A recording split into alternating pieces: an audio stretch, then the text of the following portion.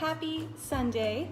We are continuing our lesson series and wrapping up our lesson series on how to train your emotions.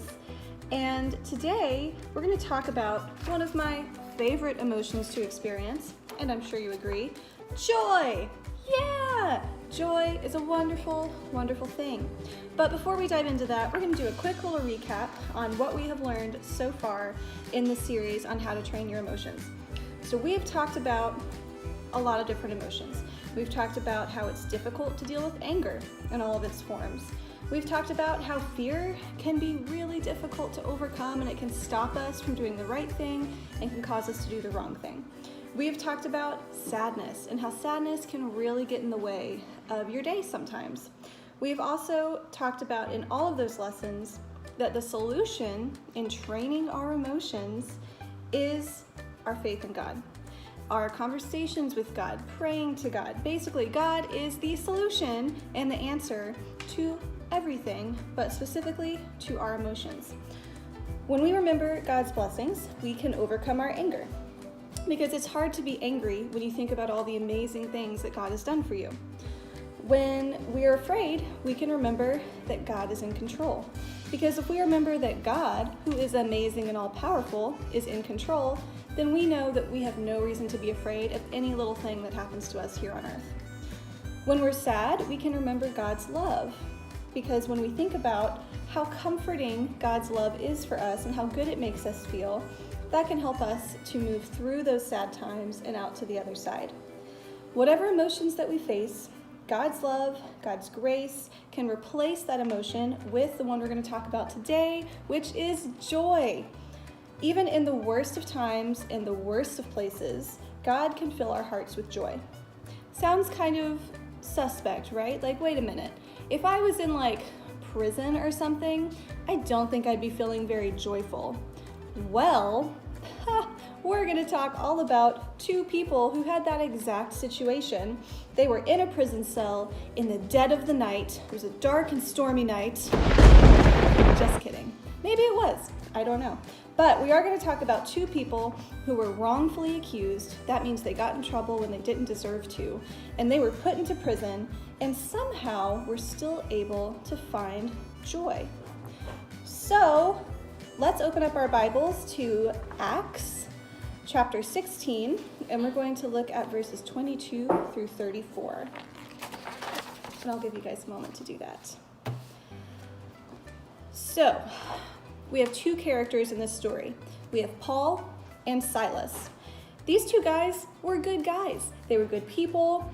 They believed in God, they loved God, and they tried to tell other people about God. And more than that, they actually used the power of God to set a girl free from demons. So demons are kind of scary ghost type things. But basically there was a girl in the Bible who was very sick, and they thought that she had a demon in her, and so God gave them the power to set her free so that she was good and she was healthy again and she didn't have to worry anymore.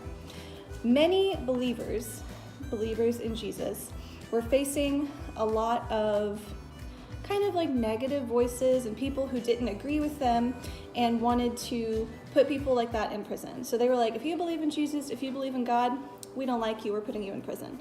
And that's what happened to Paul and Silas, sorry. They had committed this miracle with the help of God and got into trouble and got thrown into prison. Boom, the gates close and they're stuck in this really probably cold, wet prison cell. Maybe there was a rat scurrying around. Ugh, I don't know. But they were joyful. And by that, I mean they were happy. They were thankful. They were singing songs about God. They were praying out loud. They were singing their favorite Christian jam that they probably heard on the non-existent radio. They were having a great time worshiping God while they were in prison, guys. Now, if Paul and Silas can be happy and worship God and find joy when they're in prison, and we're having a hard time finding joy while we're in quarantine, something is seriously wrong with that. And I think we can learn from them, right? So they're in this prison cell and they're singing and they're like, God is awesome, whatever they might be singing. I'm not going to sing for you right now. But suddenly there was, there were other prisoners in the prison as well, other people who were in different jail cells, and they heard them singing, and they kind of started feeling inspired, and they started singing the hymns with Paul and Silas. They kind of joined in, and so before you knew it, the whole prison was full of people singing all these songs, which I'm amazed if they all knew the songs. That's pretty awesome. It's like a musical or something. But suddenly, God heard their song of praise, appreciated that they were finding joy in that situation. God knew that they were put there, unfairly. God knew that the reason they were in prison is because they were talking about him and they were doing wonderful things in his name. And suddenly, God decided, you know what? Let's shake things up a bit. And literally, he made an earthquake happen. It shook the entire prison cell. Everything's moving around. It's just going crazy. And then suddenly, the doors to the jail burst open, and all the prisoners were free. So, God hears their song. He's like, wow, I love that my children are singing great songs of joy. This is awesome. Boom, I'm going to set you free. And can you imagine how the prison guard felt? So let's say this prison guard's name was like John or something. So John, the prison guard, he's just on the night shift. He's doing his job. He's, keeping all the prisoners in their cages, in their cells where they're supposed to be. And then this earthquake happens that sets them all free. And he's like, oh no, I'm going to get into so much trouble. Oh my goodness, this is so bad. I'm going to be blamed for this. Oh no. And the prison guard was so afraid that he was about to just run away and kill himself. So that's pretty intense. That's a pretty intense response, right? But what Paul and Silas did is they said, hey, John, prison guard guy, it's okay. We're not going to run away. You're not going to get into trouble. And in fact, now that I have you here, can I talk to you about Jesus and God and how amazing he is? And so they actually took that opportunity to tell the prison guard all about God, all about God's love, and to bring a little joy into his fear that he was experiencing. So, kind of a cool story that, one, Paul and Silas were in a really miserable environment, a really unhappy situation, but they still found joy because their joy comes from God, not from their situation. I'm going to say that again. Their joy comes from God, not from their situation.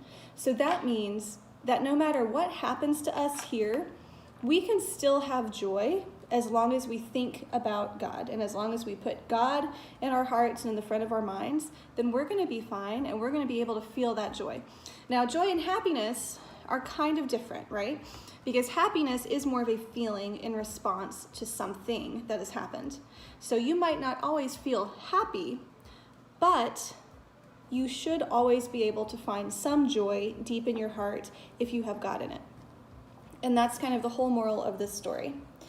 So Jesus came to earth so that we could have new life, so that we could have joy. If we always focus on God, we can have that joy no matter what life might bring our way. So remember, when you're saying your prayers today or tonight or even right now, just remember to thank God for sending Jesus and sending us the opportunity to feel this joy. Thank God for filling our hearts with joy and ask him to help us remember that when we're having moments of those other emotions that we've already talked about. Fear, sadness, or anger, let's replace those with joy, guys. Life's too short to not try, right?